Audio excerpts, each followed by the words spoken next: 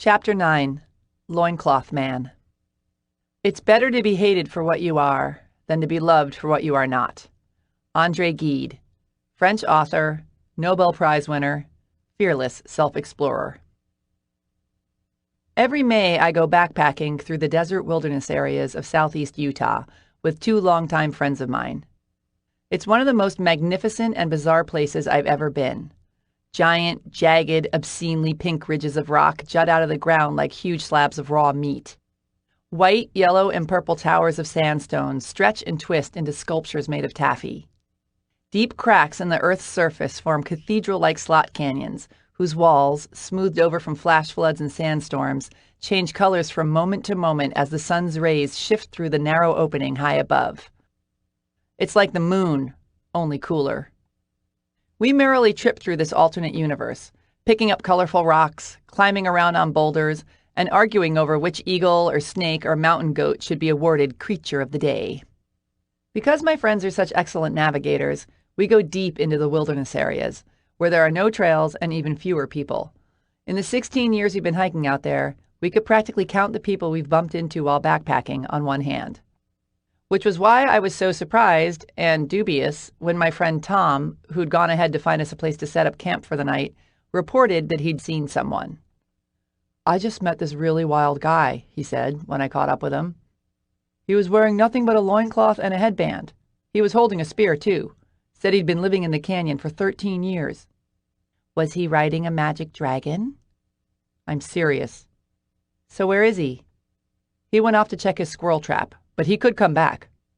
Tom is a lousy liar, and wherever he was taking this joke, he wasn't getting to the punchline fast enough. So I put down my pack and started assembling my tent, only half listening to him. A few minutes into it, as I was bending over to hammer in one of my stakes, I looked through my legs and saw a pair of tanned feet in homemade sandals, strong, naked legs, and a dead squirrel dangling by its tail from a fist. I stood up, spun around, and there he was, Loincloth Man. What Tom didn't mention was that Loincloth Man was totally hot. He was somewhere in his late 30s, had a ripped, lean, savagely tanned bod, and shaggy brown hair with a matching beard. He fit the part perfectly. Modern-day Tarzan, slayer of buffalo and ladies alike, which, stunning as he was, instantly made him a little bit suspect in my mind. That and the fact that his loincloth was impeccably tailored and appeared to be made out of soft Italian leather, not some ratty canyon rabbit. "Would you mind handing that to me so I can have a closer look at it, please?" His whole deal was just a little too cliché. Couldn't he have just worn shorts?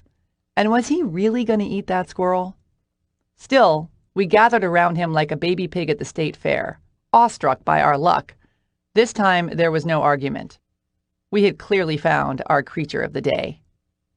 He was real friendly and answered all of our questions at a slow, deliberate pace, explaining that this and several of the neighboring canyon systems were where he made his home. He told us very matter-of-factly that he found modern society unnecessarily complicated and misguided, so much so that he preferred to live on only what nature provided him, storing his grain in the winter and sleeping in a cave. The thing that struck me more than the fact that he cut his hair with a sharp rock and probably wasn't wearing any undies was that he was totally unapologetic. There we all were, shifting around, feeling suddenly ridiculous in our expensive hiking boots and UV protective clothing, while he described how it took him weeks to whittle the bow and arrow he used